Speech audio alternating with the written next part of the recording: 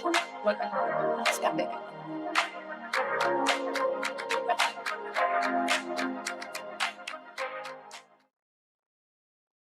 all, this presentation is about the role of open source program offices in the knowledge organization of open software, open hardware, and open data, 3Os.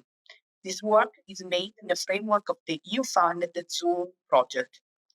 Know more on zoom4eu.eu website.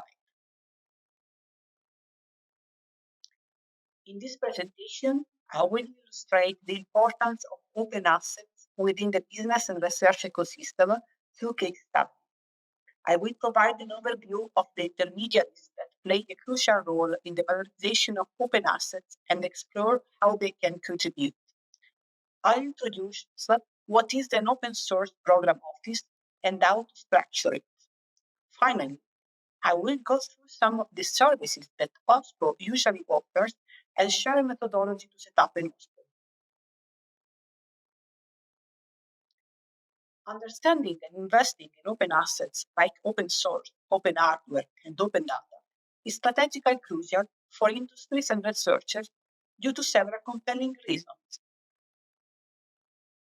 Increased innovation and collaboration. Global talent pool contributes to faster and better outcomes. Reduced cost and time to market. Leverage existing solutions, saving resources, and speeding up development. Improved transparency and trust. Attract and retain talent. Access to a wider market due to the possibility to discover new market opportunities. Now more than ever, as you can see from some of the quotes, open assets are becoming strategic assets for companies and research centers. Let's discuss about a well-known industry, Google. Google plays a significant role in the open source community by actively contributing to various projects, releasing its own open source software, and supporting initiatives like the Google Summer of Code. It has made significant contributions to the OSS community, including developing and releasing popular OSS projects such as Android, Kubernetes, TensorFlow, and Go, contributing to existing OSS projects such as Linux and Apache, creating tools and infrastructure to support OSS development. This involvement fosters innovation, collaboration, and the development of cutting-edge technologies. Benefits include access to a vast talent pool, increased software quality through peer review, and the ability to leverage community-driven solutions. However, challenges such as maintaining the balance between commercial interests and community-driven goals, managing the network property rights, and ensuring sustainability and inclusivity within the community remain. Kubernetes was an excellent open source project for Google, and it achieved this outcome through several key factors, including a combination of technical expertise, open collaboration, community engagement, and strategic vision across various teams within Google. The presence of the Open Source Program Office, OSPO, at Google likely played a supportive role in managing the legal, licensing, compliance, business model aspect of Kubernetes open source development.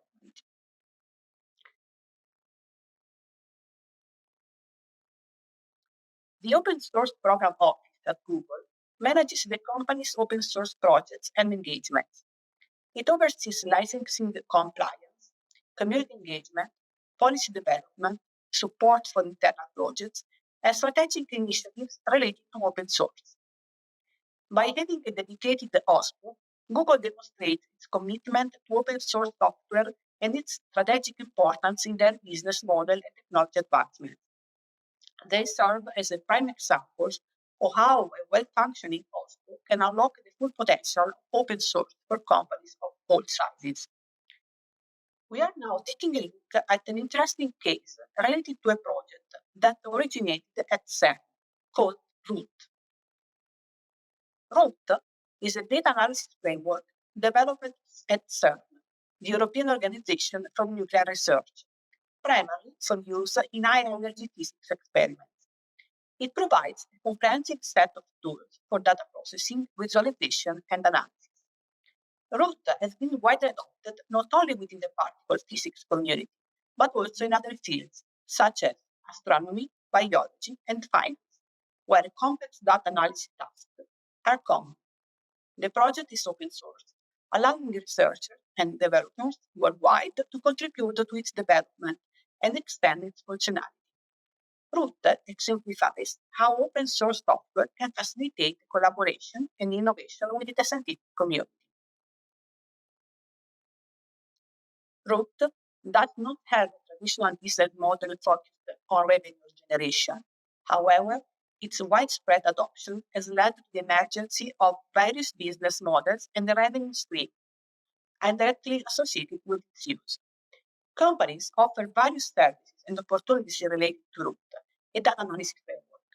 These include support and consulting services for installation and troubleshooting, training and education programs, custom development for specific needs, integration into commercial solutions, collaborative research projects, and contribution to the open source community.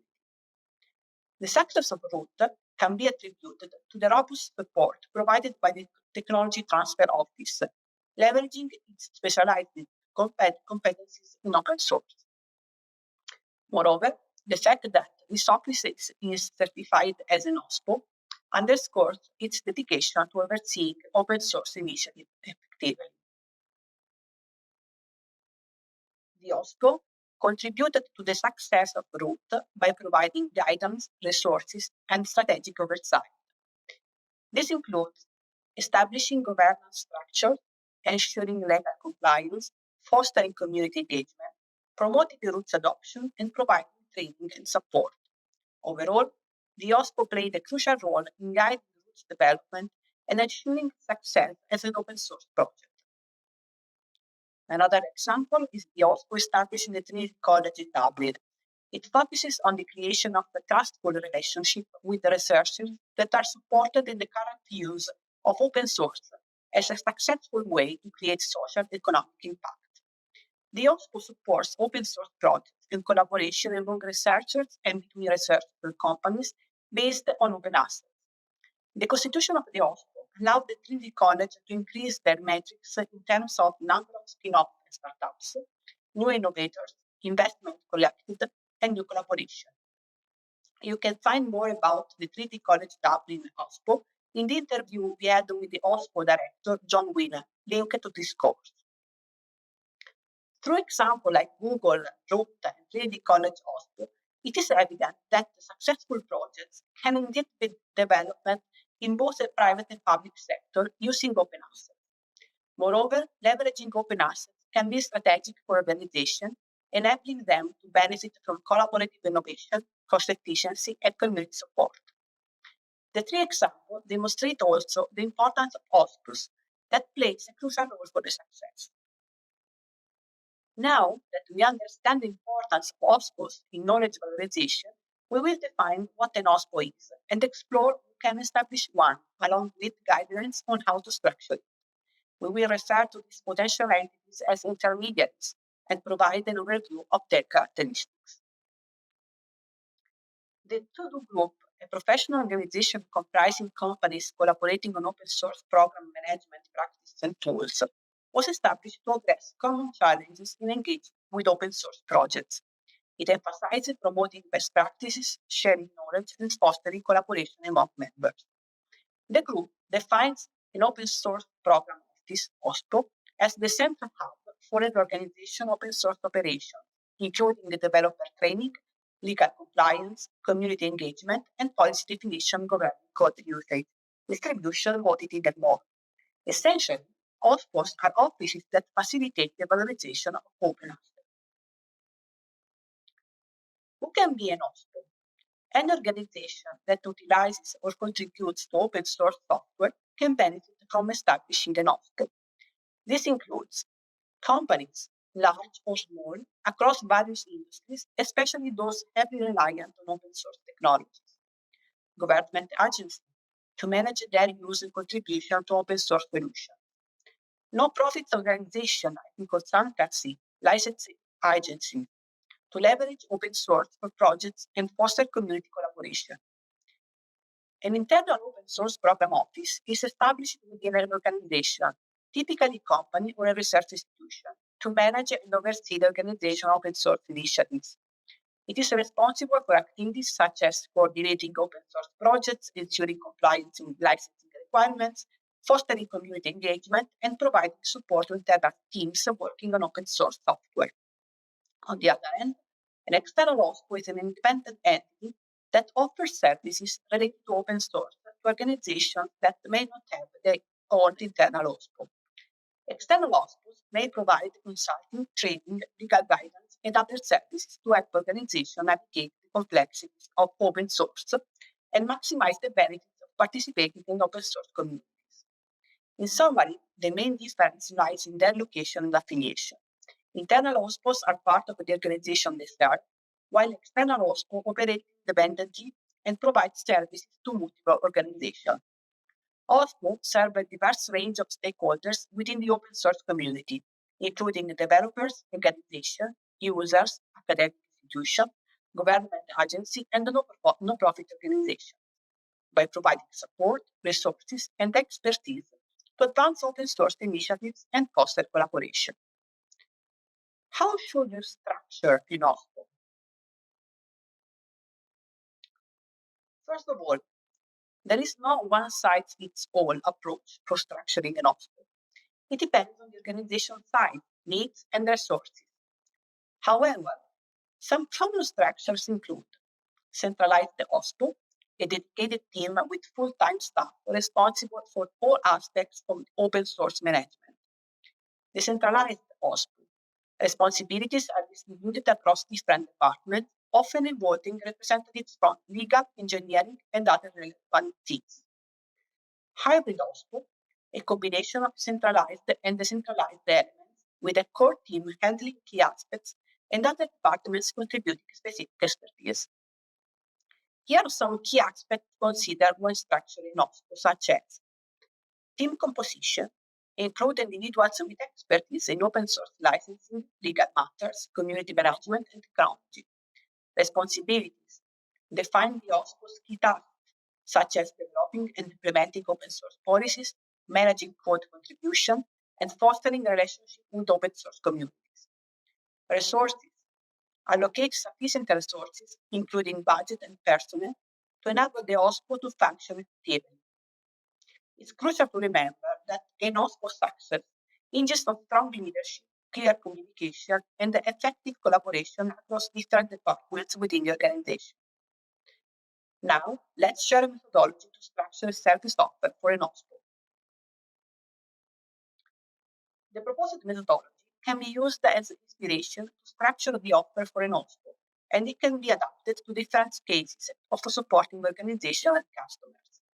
The main strengths of this methodology are modularity of the service offer, customizability according to the OSPO structure, customer, and supporting ecosystem, visual representation for an easier analysis of the portfolio and possible gaps, possibility of standardization to better compare the offer with other OSPOs and start collaboration. The structuring of the offer for an OSPO should be gradual, starting from internal competencies and resources and complementing those according to the service portfolio to be implemented. The competencies can be hired or acquired internally or individuated externally, creating partnerships with other OSPOs, IP professionals, lawyers, etc. ZOOOM provides toolkit and documents to reinforce competencies and guide supporting organizations to navigate in the three O's legal and business aspects and implement the service portfolio.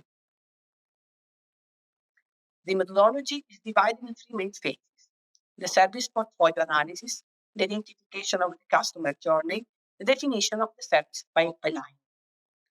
This methodology is inspired by the methodology developed in the AI Regio project.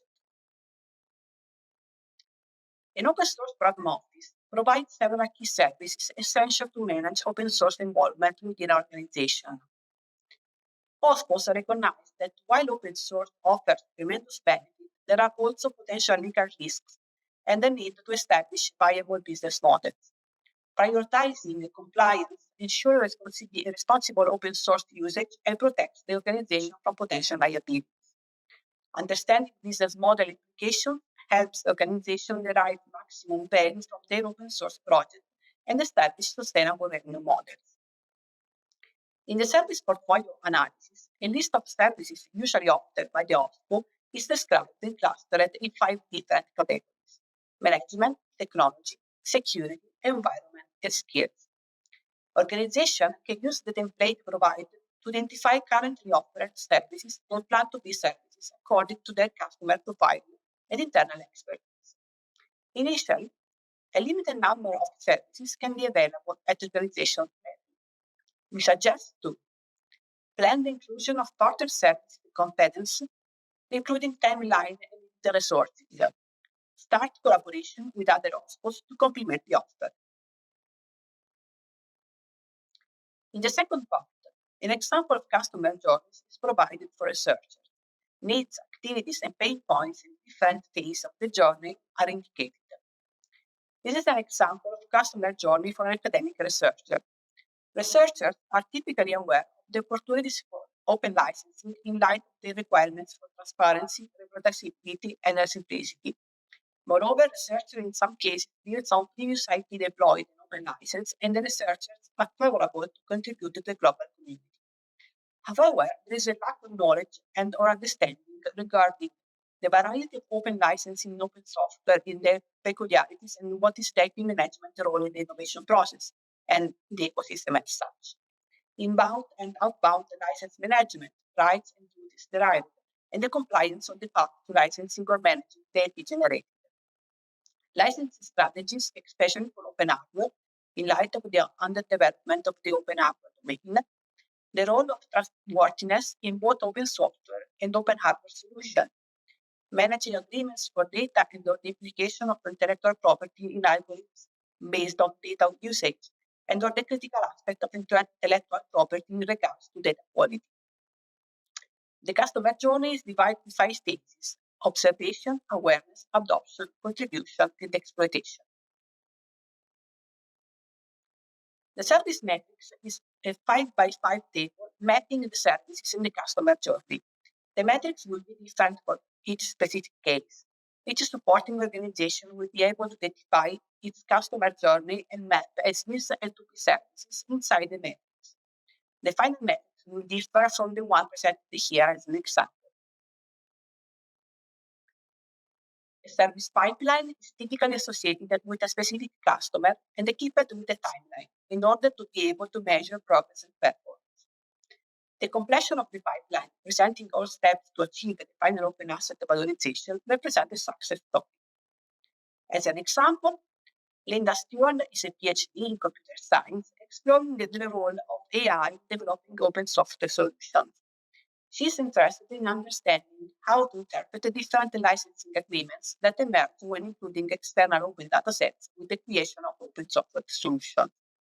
Furthermore, she might be interested in understanding how the organization she works with to their projects might benefit from understanding the necessary resources a specific organization needs in order to take ownership of the solutions created. She is interested in understanding how to interpret different licensing agreements that emerge when including external open data sets in the creation of open software solutions. Her first interaction within the innovation ecosystem is through the university's Technology Transfer Office, which exclusively provides legal support. One key requirement for her is to access to a network of other relevant researchers, case studies of innovation, and eventually to have access to an overall repository of success stories where scientific research often results in sustainable business solutions. In this case, the OSPO is embedded in the technology transfer office of the university, and it can offer Linda targeted services as reported in the video. Now we are at the end of our presentation. I hope you enjoyed this slide and this time we spent together, and you can get some hints that can be used for structuring your own OSPO. You can find additional material in the link that you can find slides. This presentation is complemented with other 2 educational materials.